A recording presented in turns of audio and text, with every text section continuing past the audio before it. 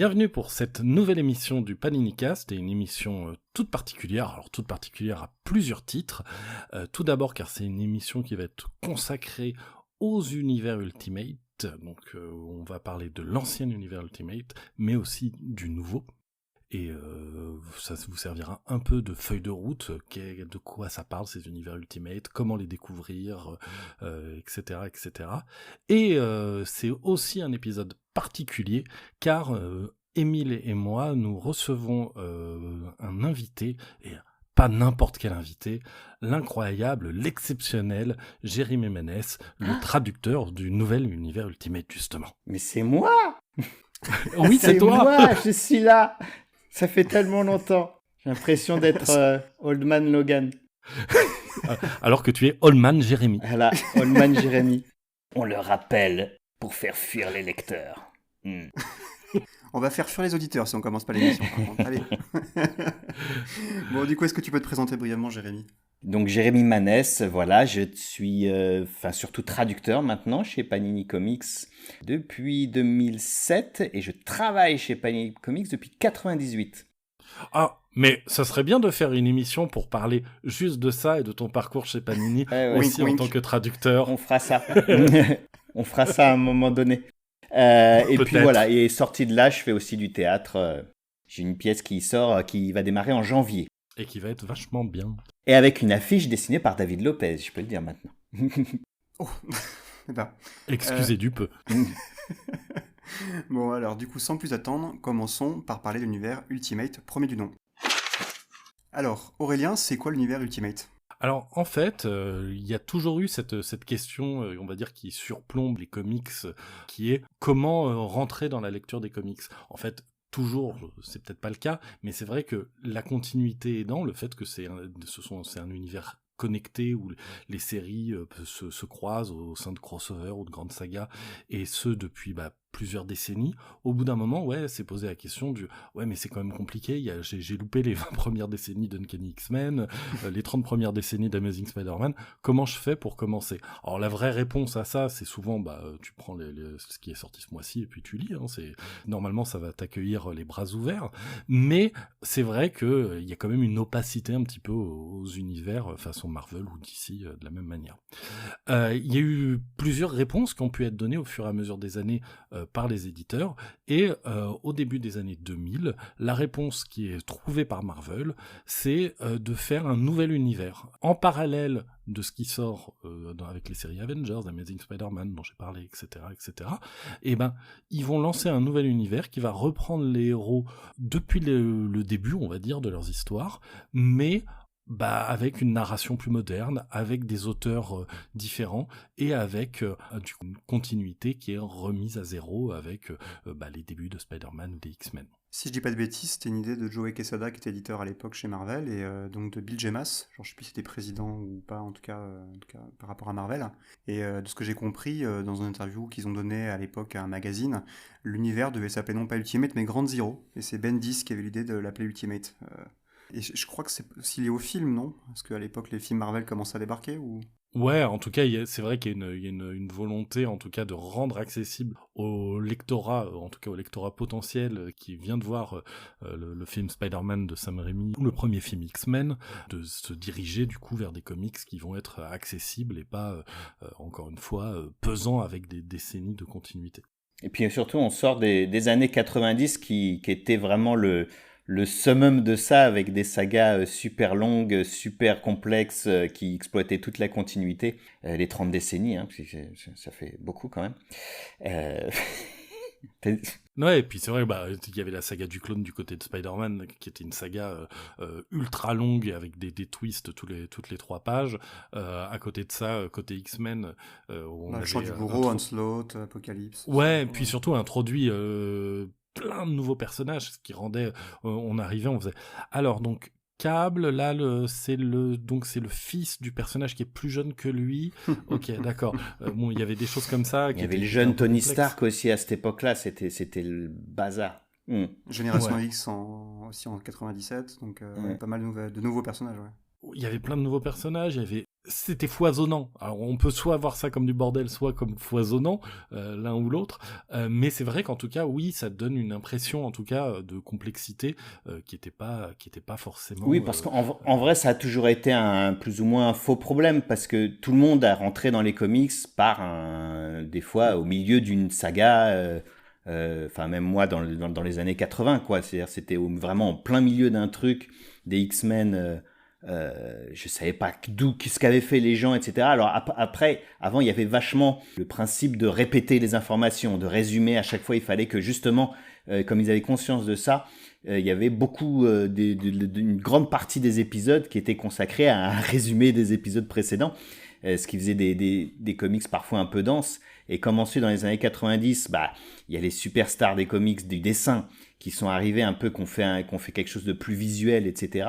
C'est devenu moins, je dirais, moins désirable de sans arrêt répéter les mêmes choses. Et du coup, on a eu envie d'avoir des choses plus accessibles d'emblée, quoi. Et je pense que dans la logique de Ultimate, il y a eu ça aussi. J'ai l'impression aussi que c'était l'occasion pour Marvel à l'époque, de retirer des interviews, de proposer aussi un nouveau ton pour les séries. Pas juste de changer, comme disait Quesada, que Peter Parker remplace son microscope par un téléphone portable, mais qu'il soit aussi plus actuel et qu'il parle aux nouveaux lecteurs. D'où le fait de lui donner des nouvelles voix du comics, comme Bendis pour Spider-Man, et ce que faisait par exemple Mark Millar avec Authority, et d'essayer de transposer ce côté très edgy sur Authority chez Marvel avec Ultimates. Ben oui. Non, bien sûr, c'est sûr qu'il y a un truc de l'ère du temps.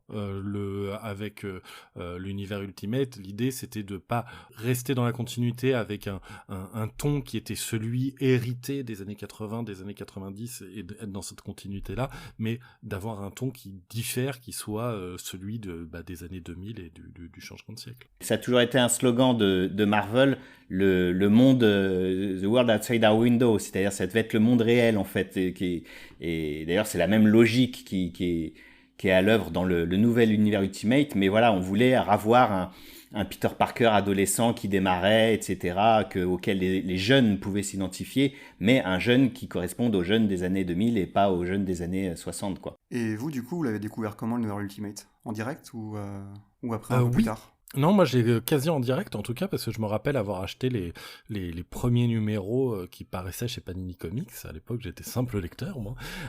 C'était du coup des 48 pages avec à chaque fois 2 épisodes d'Ultimate Spider-Man ou d'Ultimate X-Men, et puis après d'Ultimates. Donc non, j'ai suivi tout le début, je l'ai suivi en du coup bimestriel comme ça chez Panini. Et pour le coup, je suivais toutes les séries parce que c'était hyper excitant, quoi, comme nouvelle lecture et comme nouvel univers. Et moi, je travaillais déjà chez Panini, ce qui prouve mon âge avancé. Est-ce que tu as une version Ultimate, du coup ? Je me demande, j'attends de voir, je suis là, je suis en train de traduire le numéro 3, je suis toujours pas là. Je suis un peu vexé. Et j'ai l'impression aussi que pour Marvel, c'était l'occasion de renouveler aussi la manière de publier du comics et au niveau communication aussi. Parce que j'ai vu qu'à l'époque, c'était assez compliqué de trouver les vieux numéros. Et c'est avec Ultimate Spider-Man qu'ils ont commencé à avoir cette logique de TPBisation, entre guillemets, des intrigues, où en fait ils rééditaient ce qui s'appelait un graphic novel, mais à l'époque c'était compliqué à trouver et que c'est comme ça qu'ils ont pu en vendre énormément. Et j'ai trouvé des chiffres assez ahurissants où en gros, il paraît que aussi ils échantillonnaient des numéros de Spider-Man dans des chaussures Spider-Man et des numéros d'X-Men, Ultimate X-Men dans un journal new-yorkais. Ouais. Il y a des chiffres mais énormes, c'est vrai quoi. que t'as raison, parce que c'est un truc qu'on oublie sur cette époque-là, l'époque Quesada. On parle beaucoup du côté artistique qui a remis vraiment les auteurs en avant et qui a essayé de faire des choses un peu plus modernes. Mais ce qu'a fait Marvel aussi à ce moment-là, c'est de se lancer à fond dans le TPB, ce qu'ils ne faisaient pas du tout avant. Ils vendaient 5000 exemplaires à l'époque et ils ont fait un tirage de 6000 apparemment pour Ultimate Spider-Man à l'époque, c'était un énorme risque pour eux en fait. Ah oui. Et ils se sont mis à faire même à recueillir d'anciens trucs, etc. Même les auteurs de l'époque. Je me souviens, à l'époque, je traînais sur le forum de Warren Ellis. Et même lui, qui était très critique de ce que pouvaient faire les Big Two, là-dessus, il disait que c'était vachement bien que Marvel se lance dans le TPB enfin, quoi. Ça se ressent d'ailleurs quand même un petit peu à la lecture. On voit vraiment les arcs narratifs, ils sont écrits vraiment pour ça. Ce qui parfois donne des intrigues où tu te dis Elle aurait peut-être gagné à avoir un épisode de moins, cette intrigue, ou des choses Oui, comme ça. c'était décompressé à mort, ouais. Ouais. Ouais. Il y avait un petit peu ce côté-là, mais c'est vrai que ça a permis à la série de s'inscrire vraiment... À la série, je pensais à Ultimate Spider-Man à ce moment-là, mais aux séries en général, à s'inscrire vraiment dans le long terme, parce que justement, même quand on arrivait et qu'on était à l'épisode 60, on pouvait facilement retrouver tout le reste en TPB disponible. Mm. Les TPB, pour ceux qui connaissent pas le terme anglais, c'est Trade Paperback, donc c'est les volumes reliés avec plusieurs épisodes dedans. Ce qui est intéressant comme observation, c'est aussi le fait que on voit très bien quelles sont les séries qui ont d'abord été mises en univers Ultimate. Spider-Man qui est toujours le personnage le plus populaire. Ensuite, les X-Men. Il y a aussi les Fantastic Four qui est passé. Mais ce qui est marrant, c'est que finalement Ultimate, qui était donc dérivé des Avengers, qui n'était pas forcément la série la plus populaire à ce moment-là, parce qu'on est bien longtemps avant les films et compagnie, finalement, c'est un peu amorcé ce mouvement-là où, dans l'esprit des gens, les équipes de Marvel principales, c'est les Avengers de Spider-Man, et peut-être moins les X-Men et les Fantastic Four. J'entends dans le grand public. Alors, je vais m'ériger un peu en faux parce que, en fait, j'ai lu pas mal de choses là-dessus, dont ce que racontait Busiek à l'époque, parce que c'était Busiek qui était sur les Avengers à ce moment-là. Et en fait, à ce moment-là, les Avengers, c'était... allez, je vais me mettre un peu de marge par rapport à ce que j'ai en tête, mais dans le top 25 des meilleures ventes en permanence. C'est-à-dire que ça se vendait quand même très bien tous les mois. C'était la série rêvée de tout le monde, le Avengers de Busiek et Perez, c'était du rêve de fans. Et ça continuait de se vendre très bien et surtout de manière très très régulière. C'est vrai, mais on a gardé en tête ce truc de, je le dis parce que même moi, il y a de ça quelques temps, j'aurais dit la même chose que toi, Émile. Mais en vrai, c'était une série qui se vendait bien, mais elle ne faisait pas autant de buzz, surtout, que les autres. Et ce qui s'est passé en fait à ce moment-là avec l'arrivée d'Ultimates, c'est que ça a d'une certaine manière ringardisé les autres séries. Alors c'est vrai pour Ultimate et Avengers, mais c'était aussi vrai pour Ultimate Spider-Man et Amazing Spider-Man à ce moment-là, ou pour le Ultimate X-Men et les séries X-Men du moment. Il y avait un côté, ce qui était hot, là où les projecteurs se braquaient, c'était davantage sur l'univers Ultimate que sur l'univers régulier. Et en fait, ce qui s'est passé, c'est que Busiek a quitté peu de temps après Avengers, parce qu'il se sentait aussi un petit peu, on va dire, déconsidéré par ce truc-là. Et du coup, avec le départ de Busiek, la série Avengers aussi a connu un peu plus de turbulences, mais il y a eu un phénomène qui était plus dans ce sens-là que la série Avengers. Après, oui, de toute façon, la série Avengers a rarement été dans toute l'histoire de Marvel un carton des ventes, hein, ça c'est sûr, alors que Ultimates, lui, a affolé les compteurs. C'est-à-dire que là où il y avait une continuité déjà graphique chez Ultimate Spider-Man, c'était Bagley qui était sur la série avec Michelini, donc en soi on était en terrain plutôt connu. Autant Ultimates, j'ai vraiment toujours eu l'impression de voir en fait du Authority chez Marvel, avec aussi ce côté graphique de Hitch en mode blockbuster où il offrait les mêmes doubles pages énormes, les costumes un peu à la Matrix avec les lunettes fumées, et le côté un peu conspi, l'homme en costard qu'on voit dans Half-Life, enfin tout le truc un peu de l'air du temps était dans Ultimates, et c'est peut-être la série la plus actuelle. Oui, mais alors par contre, par rapport à Authority, c'est vrai que moi je l'ai relu il n'y a pas longtemps, du coup, Ultimates, avec mes enfants pour voir si ça leur plaisait, etc. Et j'avais ce souvenir-là de parallèle avec Authority. Et en fait, c'est beaucoup plus, sans dire bavard, mais verbeux. C'est-à-dire là aussi, c'est du décompressé, mais il passe 3-4 épisodes vraiment à discuter de l'état du monde avant de se mettre sur la figure. Ouais, mais c'est sûr. Et d'ailleurs, une série qui a connu pas mal de problèmes, parce que justement, Hitch avait eu, on en parlait en off un peu juste avant, mais prenait vraiment son temps, et les planches, waouh. Ah bah ouais. Chaque vaisseau est magnifique, quoi. C'est incroyable. L'ouverture d'Ultimates avec le passage Captain America durant la Seconde Guerre mondiale, en termes d'impact visuel et de soucis du détail et de claques graphiques, quoi, à fond. Ouais, ou l'épisode avec Hawkeye et Black Widow aussi en mode Matrix dans l'immeuble, pareil, sacré Ah ouais. claque. Franchement, Ouais. même des années après, hein. Mais d'ailleurs, il y avait pas eu, parce que Jérémy, t'étais du coup déjà chez Panini, mais j'ai entendu parler comme quoi, tu sais, la Oh, fameuse oh, oh, oh, oui. anecdote avec Captain America et le A sur le front. Ah bah on s'en est jamais sorti en vrai. Mais ça avait été, ouais, je me souviens, ça avait été un scandale parce que c'était passé comme ça. Ça avait été traduit par la blague. Et en Oui, fait, pardon, oui, On pour va redonner expliquer le un peu, ouais. contexte. On va redonner le oui, contexte. À un moment, Ultimate Captain America, qui est un peu un gros con, hein, comparé au Captain America de l'univers normal. d'une manière, les Euh, Ultimates sont un petit peu, ouais, des Avengers de droite, on va dire. le moment où l'Ultimate Captain America se bat, et il y a là un méchant qui lui dit rends-toi, et il lui tabasse la gueule, et il pointe le A sur son front en disant il n'y a pas marqué France là. Donc, Donc disons c'est que sorti ça. dans le premier fascicule comme ça. Et puis il se trouve que tout au sommet de Panini, il y a quelqu'un qui pour la première fois a eu un comics Panini entre ses mains, et c'était celui-là parce que quelqu'un lui a dit voilà ce que vous publiez, c'est pas cool, etc.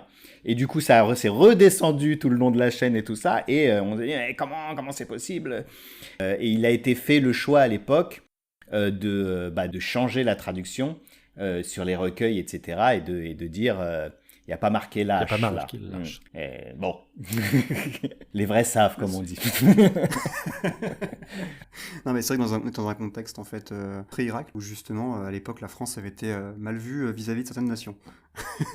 Oui, oui, mais ce qui est rigolo, c'est que, et d'ailleurs à l'époque, j'étais pas encore suffisamment intégré à Panini pour pouvoir faire valoir ça, mais dans l'épisode suivant, Captain America a une discussion, il me semble, avec Hawkeye ou Tony Stark, qui lui dit ah pas mal ta vanne sur le A machin, Ah oui, etc. c'est Et il vrai. dit ouais bah tu sais dans le feu de l'action on sort pas toujours des super vannes, etc. Mais c'est dans l'épisode d'après, mais qui était dans l'épisode qui sortait 2 mois après, puisque la BD sortait tous les 2 mois chez nous, quoi. Et c'est sûr que quand on remet dans ce contexte de la phrase qui vient après, bah on se dit voilà, il faut prendre une œuvre dans son ensemble. Ouais, et puis c'est le côté sale gosse de Mark Millar aussi. Mark Oui. Millar, il aime bien être un peu poil à gratter, etc. Et donc là, notamment, il y avait ce côté, c'est le regard en fait de l'Écossais qui donne le regard de l'Américain moyen sur la France en fait avec ça. Il y a un côté, c'est à 3 bandes, hein, donc c'est pas un Américain qui met ces mots-là dans la bouche d'un Américain en plus. C'est un Écossais. Oui, c'est qui permet de prendre du recul sur la phrase, ouais. Et vous, c'est quoi votre série préférée de cet univers-là, du coup, Ultimate? Ah bah beaucoup d'affection pour Ultimate Spider-Man quand même, ne serait-ce que par la longévité de l'équipe.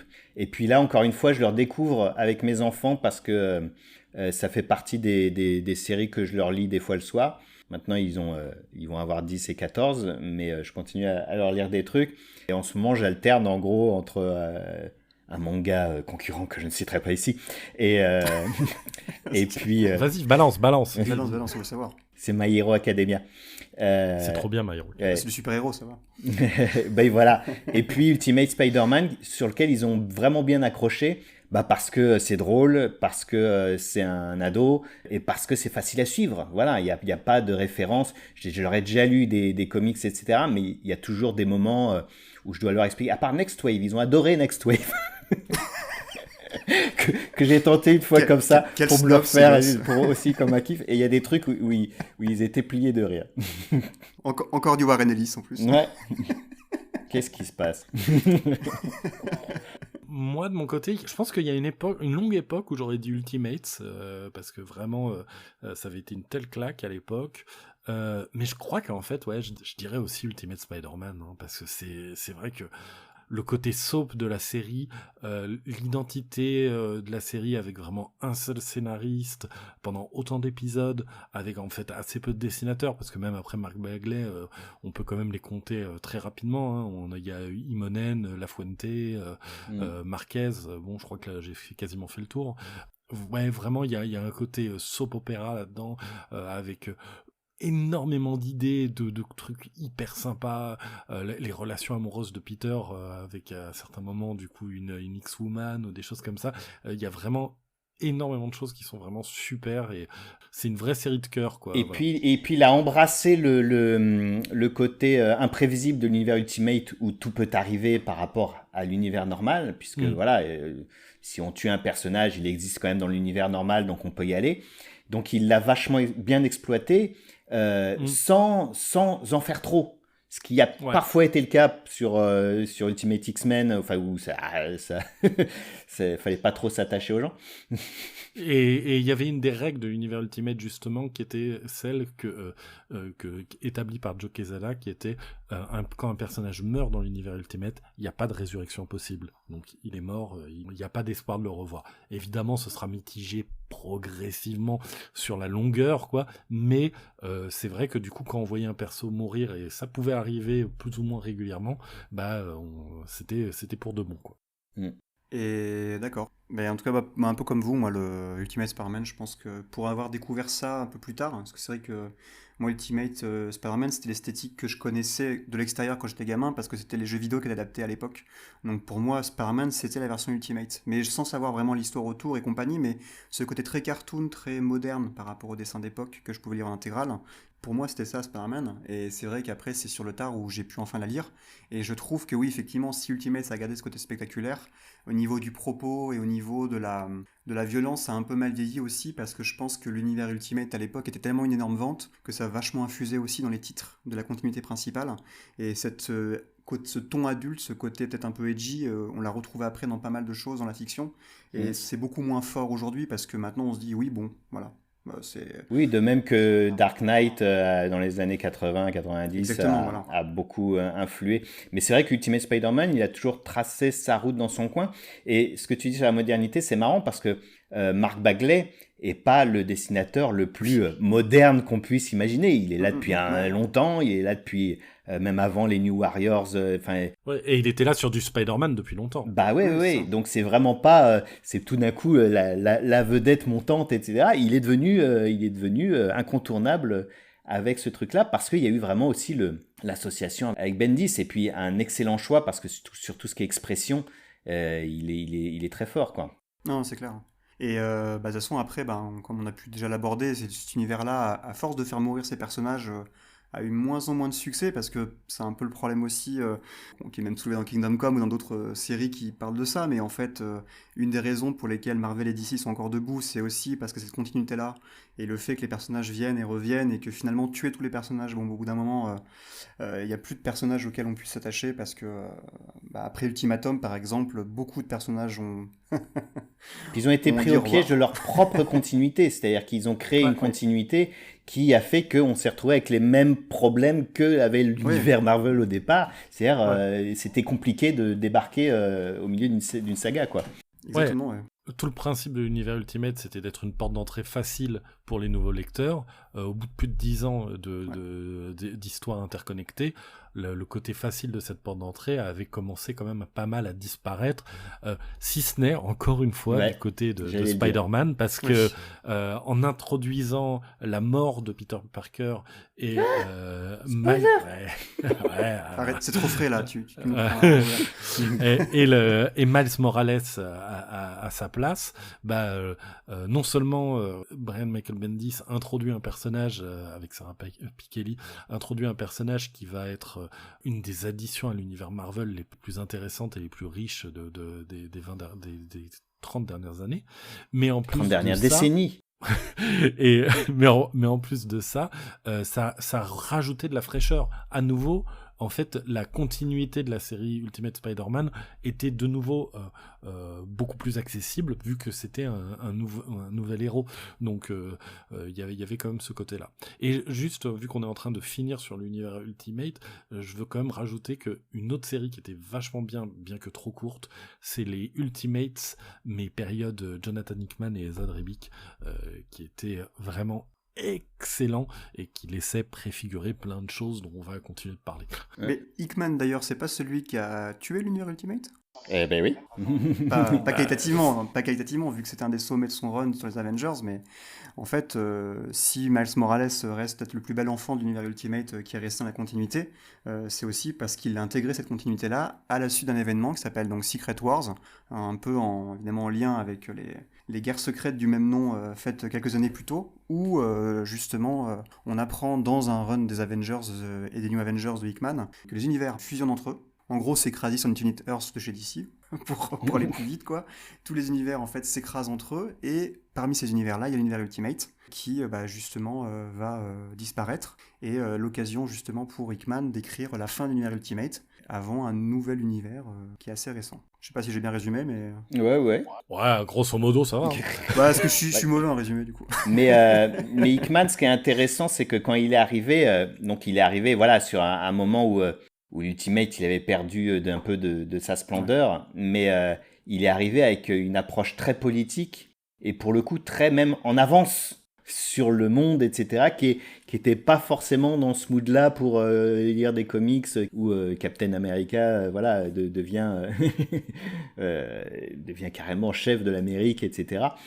Et en fait, pour le coup, il était un petit peu en avance. Et là, sur le nouvel univers Ultimate, il y a un petit peu une occasion de remettre sur le tapis les thèmes qu'il abordait déjà à l'époque. Ouais, bah c'est vrai qu'on peut quasiment voir une espèce de chemin, alors avec des pauses, mais un chemin qui vont de ces Ultimate comics Ultimates, avec aussi d'ailleurs ces mini-séries sur Captain America et Thor, et après Secret Wars où il fait Secret Wars, donc gros event où il y a un petit peu de l'univers Ultimate qui transparaît dedans, et la fin donc, de l'univers Ultimate. Et après, donc, beaucoup plus récemment, la renaissance, ou la nouvelle naissance d'un univers Ultimate avec Ultimate Invasion, où, en fait, ouais, il va reprendre quand même pas mal des fragments d'idées, en tout cas, qui étaient déjà présents dans son premier run à l'époque. Ce qu'on peut dire d'ailleurs, c'est qu'en plus, au départ, c'était pas lui qui devait s'en occuper, c'était Donny Cates, de ce que j'ai compris. Mais ouais. là-dessus, son accident, Donny Cates n'a pas pu reprendre l'univers. Et Donny Cates aurait été un choix qui était pas mal parce que c'est vrai qu'il a ce côté de très bien redigérer des trucs des années passées pour les rendre encore plus efficaces et en mode un peu comme un Mark Millar à une certaine époque ou d'autres scénaristes. Oui, je pense que l'univers Ultimate de Donny Cates aurait plus été Mark Millar dans le genre sale gosse qui prend les jouets et qui échange les membres qui fait des trucs comme ça, quoi. Mais pourquoi la Barbie est punk? Voilà, c'est ça. C'est ça. Et du coup, en plus pour dessiner, c'est assez, je trouve, peut-être que c'est mon côté fleur bleue, mais je trouve ça assez touchant, en fait, de rappeler Hitch sur une série Ultimate Invasion pour recréer l'univers Ultimate. D'autant que si c'est pas forcément un truc parce qu'il y a quand même 20 ans d'écart entre les deux que tout le monde aura fait, mais si vous mettez le premier épisode de Ultimates à côté du premier épisode de Ultimate Invasion, il y a les mêmes cases et il y a même parfois les mêmes dialogues. Ah ouais? Ouais. Ah putain, j'avais pas fait les liens. Et justement, j'ai été confronté à ce truc-là parce que je me suis dit, bon, c'est les mêmes dialogues, mais c'est moi qui traduis, etc. Je me suis dit, bon, je le traduis, je regarde pas ce qui avait été fait avant, je le retraduis à ma sauce et tout ça, et c'est un nouvel univers, donc ils expriment les mêmes choses, mais un peu différemment, quoi. Mais il y a cette scène où Tony Stark, et là c'est dans l'autre c'est Howard Stark, passe devant les trucs en faisant avec quelqu'un qui dit il atterrit pas tant qu'il a pas fait coucou à toutes les jolies filles de New York, et puis quand il atterrit il est accueilli par Jarvis dans le premier et par une majordome femme dans Ultimate Invasion, où il dit moi ce que je voulais un majordome à l'anglaise et je me retrouve avec ça, etc. Mais c'est les mêmes cases. Ça vaut le coup de regarder, de se pencher là-dessus parce que c'est rigolo. Tu vois, on le savait pas ça, tu vois. Et ouais, non, d'ailleurs, je crois qu'on avait déjà parlé dans une émission précédente, Aurélien, mais Ultimate Invasion, c'est d'ailleurs, on peut le dire aussi à date, c'est sûrement une des meilleures ventes, nous, cette année, chez Panini. Parce qu'il y a vraiment eu un réel intérêt, même au point où aux États-Unis, ça a un peu occulté même la série Gods d'Hickman, qui était sortie à peu près au même moment. Et c'est vrai que ouais, c'était une des propositions les plus excitantes de l'univers Marvel depuis quelques années. Ouais. Moi, comme j'avais dit, en plus, Ultimate Invasion, dans ma première lecture, j'étais un peu passé à côté parce que je m'attendais un peu à plus de twists, en vrai, et moins un récit un peu direct, c'est un récit un peu direct, mais c'est un récit direct qui, en fait, est hyper intéressant. À chaque fois que je le relis, parce que pour le coup, je l'ai relu maintenant plusieurs fois, je prends plus de plaisir que la fois d'avant. Il y a un nombre de niveaux de lecture qui est assez dingue, il y a une vision politique du monde qui est vraiment sans pitié. J'ai presque envie de dire qu'il y a presque une vision politique de ce qui a pu être écrit précédemment sur les univers Ultimate, que ce soit l'univers Ultimate originel ou même le passage, son propre passage sur la série Ultimate de Hickman, quoi. C'est comme s'il s'autocritiquait et qu'il disait voilà les trucs que j'ai mal fait à l'époque et comment on peut les faire mieux maintenant et sans laisser de côté tel ou tel aspect. Je trouve ça oui, il y a beaucoup de niveaux de lecture. C'est sûr que pour tous ceux qui voudraient s'intéresser à la nouvelle publication d'Ultimate Universe, il faut vraiment concevoir Ultimate Invasion comme le numéro 0. Ce serait vraiment dommage de pas le lire avant d'attaquer Ultimate Universe. Ouais, surtout qu'en plus, c'est un super récit de science-fiction, en fait, j'ai envie de dire. Au-delà de tout ce que je viens de dire, c'est un truc où on le lit comme une grosse saga de SF avec des concepts un peu fous et ça va à 100 à l'heure et on termine, on a envie de lire la suite qui arrive du coup.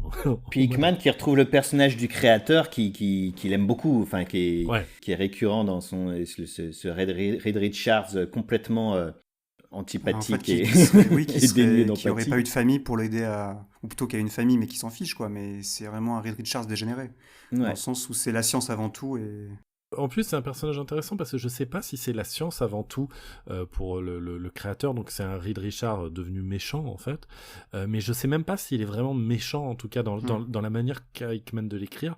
Je pense qu'il est plutôt sociopathe. Sa notion du bien et du mal sont complètement effacées.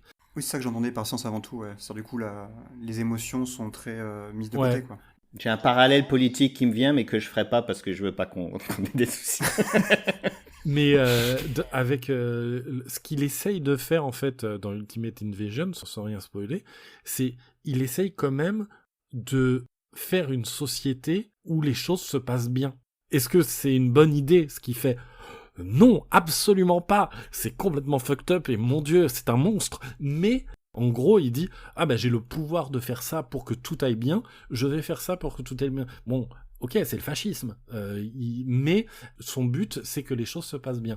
Et c'est là où c'est intéressant. Les méchants les plus intéressants, c'est ceux qui ont un truc qui va les pousser, qui est compréhensible et qui est intéressant. Lui, ce qu'il essaie de faire, c'est d'arriver à une société parfaite. Mais une société parfaite, c'est une société où les gens ne peuvent plus s'exprimer. C'était aussi une nouvelle approche du concept d'authority, avec le concept du super-héros dieu, qui décide de décider à leur place, à la place des humains, ce qu'il faut faire, quoi.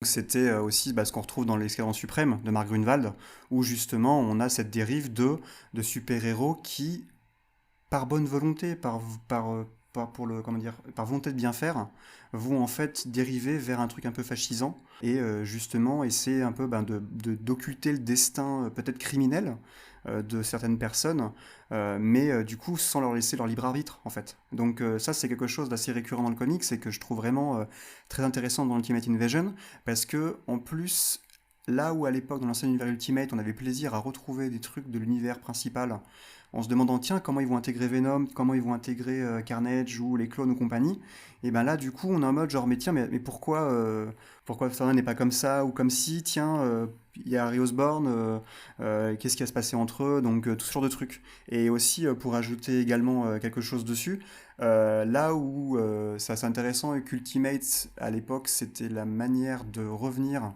sur quelque chose de neuf et d'accessible chez Marvel, c'est-à-dire en gros on enlève la continuité principale. J'ai l'impression aussi que dans le cas de Spider-Man, on donne aussi au lecteur un truc qu'il a toujours voulu voir depuis des années et qui n'a pas forcément la continuité principale, à savoir un Peter Parker qui serait marié avec des enfants. C'est extrêmement intéressant et intelligent ce que Hickman fait avec le nouvel Ultimate Spider-Man, parce que c'est un commentaire à la fois sur les comics et sur toutes les versions de Spider-Man, et en plus d'être une sitcom familiale qui fonctionne très bien comme ça aussi. Moi, ça m'a même questionné par rapport au dessin animé récent, au dessin animé Spider-Verse. Parce que où on aborde cette espèce de truc que on a forcément un drame qui crée Spider-Man un petit peu, qui est au cœur de son identité. Et là, on est dans un univers où il n'y a pas ça, et où du coup, en même temps, on est en flip total pour toute sa famille, parce qu'on se dit, qui est-ce qui va y passer, en fait, autour de lui, et en même temps, on se dit, est-ce qu'il a vraiment besoin de perdre quelqu'un d'aussi proche pour être le héros que tout le monde décrit en plus, parce qu'il est un peu décrit, y compris dans la série Ultimates, comme l'archétype du héros Marvel, en fait. C'est The Héros Marvel. Et d'ailleurs, c'est peut-être l'occasion de présenter, en tout cas vite fait, les 4 séries qui vont être au sommaire d'Ultimate Universe. Donc, il y a Ultimate Spider-Man avec donc un Peter Parker barbu, plus âgé, marié avec des enfants. On a la série Ultimate Black Panther qui en fait me semble être peut-être la série qui se rapproche le plus de ce que serait une série de l'univers normal, c'est-à-dire il y a quelques petits twists, il y a quelques idées novatrices dedans, etc. Mais on est assez dans les clous de ce qu'on attendrait d'une série Black Panther. Ça explore pas mal le côté politique posé par Hickman dans Ultimate Invasion, en fait, surtout. Ouais. Voilà, c'est ça, parce que la géopolitique n'est pas la même, en fait, pour le Wakanda qu'il ne l'est dans la version 616. Tout à fait. Puis il y a un certain nombre de personnages introduits dans la série, ou même le rapport au vibranium qui va être légèrement différent. Il y a quand même plein de petits twists, mais on est peut-être dans celle où un terrain inconnu, ou en tout cas la description, pour arriver aux trucs qui sont différents de l'univers normal, il faut rentrer dans une description plus fine, quoi. On a la série, je vais pas les faire forcément dans l'ordre dans lequel elles sont dans le magazine, mais on a la série Ultimates, donc qui va être la série où on va voir l'équipe se former épisode après épisode. Qui est pour le coup aussi un vrai commentaire sur les personnages. Oh oui, les personnages. Qui aborde les personnages tels qu'on les connaît. C'est super intéressant parce que c'est aussi intéressant si on découvre effectivement l'univers Marvel. Mais quand on connaît toute l'historique, je pense surtout dans le premier épisode au personnage de Hank Pym, qui doit digérer tout ce qu'il a été dans l'univers Marvel normal, tout en prenant un nouveau départ. Et il y a des choses comme ça, sur le deuxième épisode, Captain America veut sauver l'Amérique, et ce que ça veut dire dans les faits, c'est assez rigolo, c'est assez savoureux comme twist. Quoique spoilé par une variante cover, mais bon, c'est pas celle-là qu'on utilisera.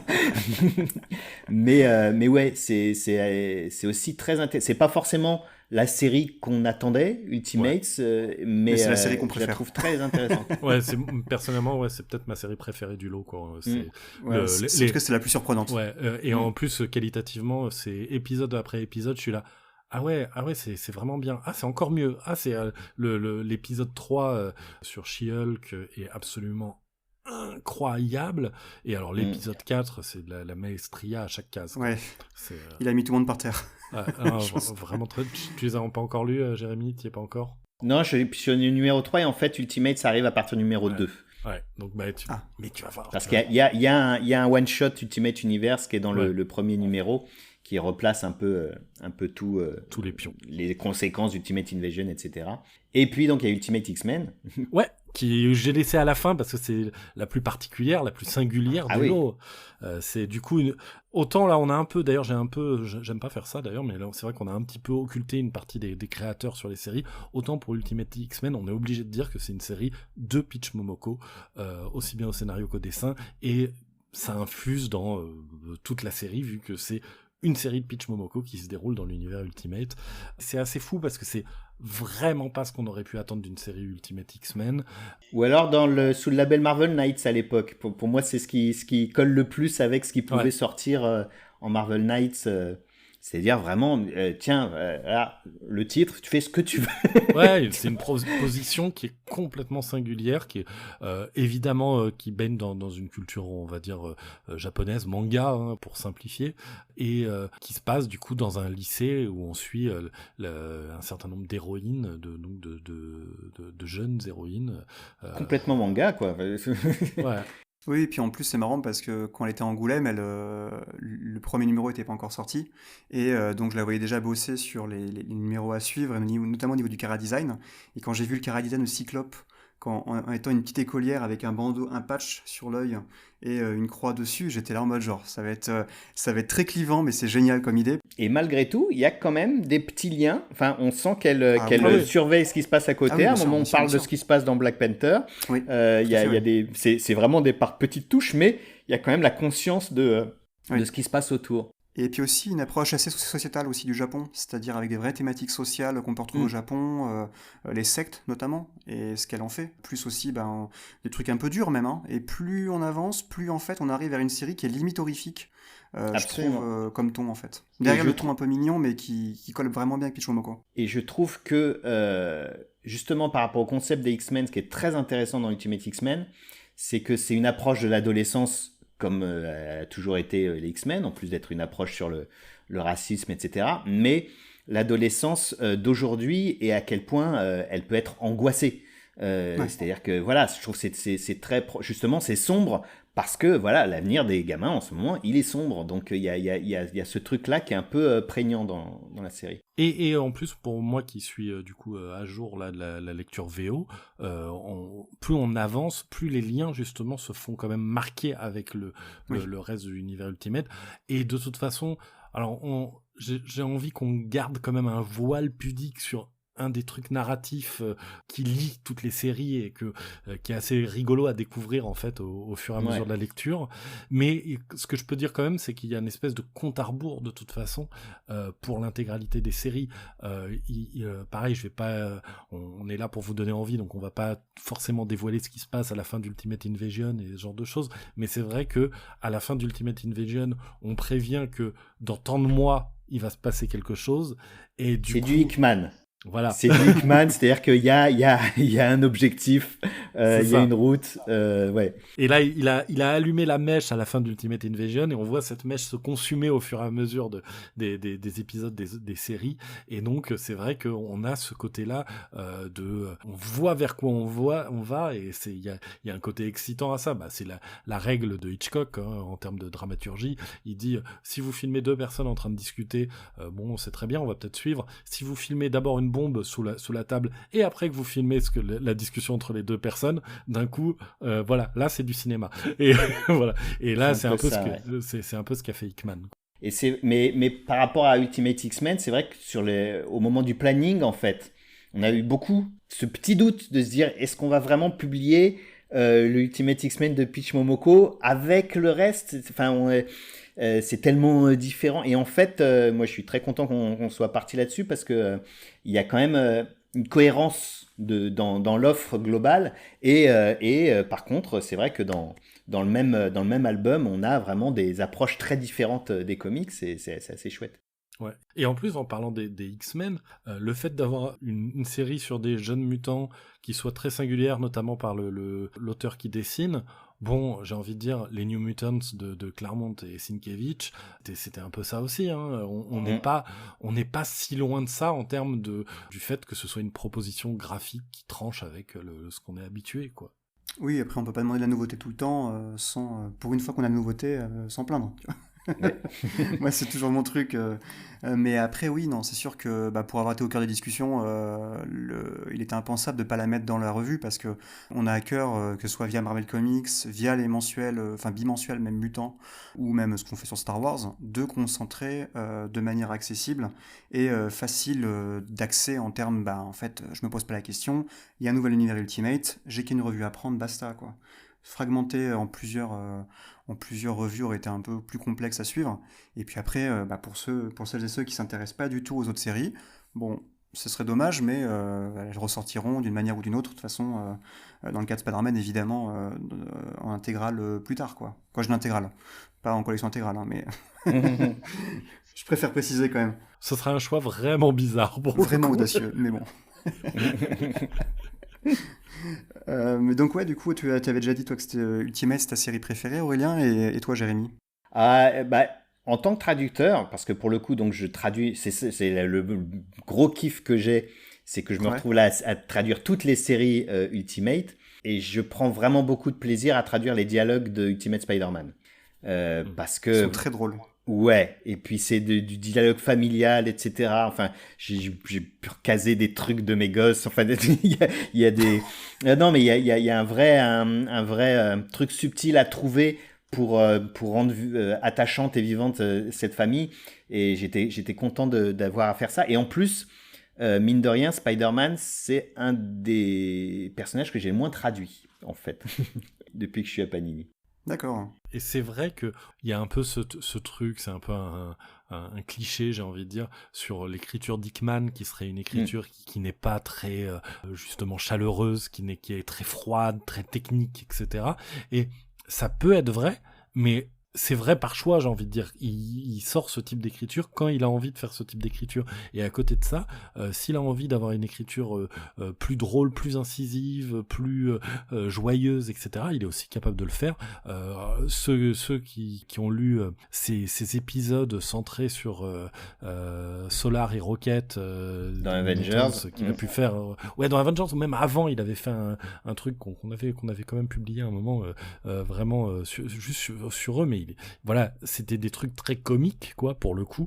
Et c'est pas étonnant de le voir à l'aise là-dedans. Après, c'est vrai que sur l'aspect familial, cocon, tout ce truc-là, c'est quelque chose qu'on avait assez peu vu chez lui, mais on voit qu'il est aussi très à l'aise pour écrire ça, quoi. Je sais pas, peut-être que Aurélien m'interrompra parce que c'est pas un gros spoiler, mais il y a une case qui m'a beaucoup fait rire dans Ultimate Spider-Man. C'est en fait, il y a Mysterio, donc un des méchants de Spider-Man, qui est là. Et en fait, évidemment, c'est le maître des illusions. Et à un moment donné, il y a un des méchants qui lui dit, disons que tu serais pas un peu plus petit que moi. Et en fait, la case d'après, on voit qu'il utilise une espèce d'illusion pour paraître un peu plus grand. C'est genre un peu de comique de situation assez graphique qui me fait beaucoup rire chez lui. Mais au-delà de ça, effectivement, ouais, Ultimate Spider-Man, en fait, c'est marrant parce que du coup, là, j'ai lu le numéro là, qui sort la semaine prochaine. Et il y a une blague justement sur les noms des séries Spider-Man. Et je me suis dit, alors bon courage Jérémy pour la traduire celle-ci. Ouais, bah oui. Et puis, il y a aussi ce truc avec Ultimate Spider-Man, c'est que en tant que lecteur, pour le coup, là, j'ai vraiment ce truc où je ne peux pas jurer de ce que Hickman va faire ou pas à cette famille, ouais. quoi. qui rend tellement attachante. Et je suis un peu en flip pour en vrai. Complètement. On est terrorisés. Ouais, et d'ailleurs, il y a un autre truc qui les rend attachants, c'est le design, et c'est vrai qu'on n'a pas du tout parlé de Marco Checchetto, alors que il est partie intégrante de la qualité aussi, et du succès de la série Ultimate Spider-Man. Il fait un travail qui est absolument stellaire dessus, vraiment. Tous ces persos sont attachants, ils sont expressifs, alors que pourtant il a un style qui peut des fois paraître assez carré peut-être, ou un peu brutal peut-être, je sais pas comment dire. C'est ça, mais en tout cas là, il arrive vraiment à jouer sur les expressions des persos. L'attachement, il fonctionne aussi grâce à ça. Et puis aussi, on avait pu évoquer ses qualités de chara designer sur Punisher et sur Daredevil. Et là, encore une fois, notamment via les méchants et aussi via certains designs, notamment le bouffon vert qu'on a pu voir en couverture et qui sera en couverture numéro 2 de la revue, c'est un formidable chara designer. En fait, il arrive à avoir un côté, par exemple, son Elektra Daredevil, c'est maintenant un personnage qui est totalement passé en fait dans le canon et qu'on revoit maintenant en statue et tout. Et là, à mon avis, le bouffon vert, on s'en rappellera comme ça. On retrouve cet aspect un peu armure métallique qu'on avait dans le premier film de Sam Raimi. Au niveau des méchants, il y a des designs qui sont incroyables. Non, vraiment, c'est un génie. Il a un univers assez sombre dans lequel Spider-Man lui-même, il sort, il fait pop, quoi. Ouais, il y a un truc très, très voulu là-dedans. Ouais, la gestion des couleurs est vraiment aussi extrêmement bien gérée, quoi. Mais de toute façon, c'est vrai qu'on est gâté, quoi, sur l'ensemble des séries. On a aussi Caselli sur Black Panther, etc. On a un peu le mélange qu'il y avait à l'époque sur l'univers Ultimate premier du nom, avec des nouveaux noms, mais c'est qui ce mec, ou c'est qui, voilà. Et à côté de ça, des profils un petit peu plus établis, comme Checchetto. En fait, c'est quand même un profil qui est pas nouveau, mais qui permet d'une certaine manière de faire une entrée plus en facilité dans l'univers, quoi. Typiquement Frigueri, j'ai découvert là, moi, en fait, je l'avais pas identifié vraiment, et ce qu'il fait sur Ultimate, est vraiment chouette, quoi. Le scénariste aussi, moi, de Ultimate, c'est Denis Kahn, c'est ça Pareil aussi, j'avais jamais vraiment entendu parler, ou plutôt je m'étais pas forcément intéressé. Et c'est la vraie révélation. Et le numéro 4 qui fait avec Phil Noto, justement, en guest artiste, je pense que s'il n'a pas un Eisner ou il n'est pas nommé aux Eisner, pour le titre de meilleur épisode, je One sais shot, pas quoi. Mais ouais, mais il y a un vrai truc. C'est vrai moi, en voyant les équipes artistiques au début de l'univers Ultimate, il y avait Hickman. Sorti de là, je disais ouais, ok, on va voir. Ok, et vraiment à chaque nouvelle série, je fais super. Il y a une prise de risque quand même de pas aller sur les gros noms qu'on connaît des scénaristes, quoi. Non, c'est clair, mais surtout je me suis comme on a pu l'évoquer, au départ c'était Donny Cates qui devait faire Ultimate Invasion, et je me suis demandé du coup quel style il aurait pu faire. Est-ce que c'était cette direction-là qui était dès le début? Je pense pas, parce que je trouve que l'ADN d'Hickman sur la tête... La tête de l'univers Ultimate tel qu'il est, c'est ses marottes, c'est ses obsessions. Oui. Une des obsessions centrales de l'écriture de Hickman dans toutes ses séries, c'est le pouvoir absolu, la gestion du pouvoir, comment des personnes bonnes qui accèdent à un pouvoir politique aussi fort vont continuer de réussir à être des hommes bons ou pas, et inversement, des mauvaises personnes qui accèdent au pouvoir, qu'est-ce que ça donne, etc., etc. Donc, tous ces trucs-là, ils sont complètement intégrés dans l'ADN de l'univers Ultimate. Donc pour moi, on est sur quelque chose de hickmanien là-dedans. Et Donny Cates aurait sans doute proposé quelque chose de complètement différent, qui aurait été sans doute très sympa aussi. Mais c'est vrai que là, vu ce qu'on a, je suis hyper content que ce soit Hickman qui se soit géré de ça. Et Jérémy, est-ce que tu as d'autres trucs à dire au niveau de la traduction des... Moi, je suis au volume 3 qui sortira en février. Je trouve que c'est de plus en plus solide, en fait. L'ensemble, le truc, c'est-à-dire qu'on rentre dans l'univers et on a des individualités. Et puis, au fur et à mesure, tout se solidifie. Voilà, il y a un truc vraiment très agréable. Et effectivement, en tant que traducteur, moi, je suis très content. Ok. Bon, alors après... On espère vous avoir donné envie de découvrir ce nouvel univers Ultimate. Ou l'ancien. Ou l'ancien, oui, effectivement, qui est disponible pour la plupart donc en poche, ou peut-être bientôt pour certaines parties au cours de l'année 2025. Et donc pour ce nouvel univers Ultimate, on a fait un peu les choses en grand avec donc un blind pack pour lequel vous pourrez retrouver toutes les itérations du costume de Spider-Man. Vous avez également une couverture cartonnée qui est faite par Caselli pour Panini, qui sera donc disponible dans toutes les librairies. Et également, parce que c'est assez rare pour qu'on le signale, donc une couverture chez Pulps avec Ryan Stegman en visuel. Et ensuite chez Comic Shop Assemble, une couverture signée par Nick Klein, très Deleuto-esque. J'avoue, au départ on m'aurait dit que c'est Nick Klein, j'aurais pas reconnu. Donc vous avez vraiment le choix de la cover, et puis nous on vous incite vraiment à le lire de manière un peu périodique, parce que je trouve que c'est de cette manière-là que le récit se lit le mieux, du coup dans la globalité de l'univers. Mais après, il n'est pas impossible que les séries reviennent un peu plus tard, en 2025 ou 2026, sous autre forme. Vous avez autre chose à rajouter, non, pour le mot de la fin ? Moi, je vais les prendre en cartonné pour mettre à côté de Ultimate Invasion. Donc, je vais prendre la version collector. C'est le mieux, c'est le plus pratique, effectivement. Merci Émile, merci Jérémy pour cette émission, j'ai envie de dire pour cette ultimate émission. Et on vous donne rendez-vous très bientôt pour une autre émission du Panini Cast, et peut-être de nouveau avec Jérémy. Faut prévenir. À bientôt. À bientôt.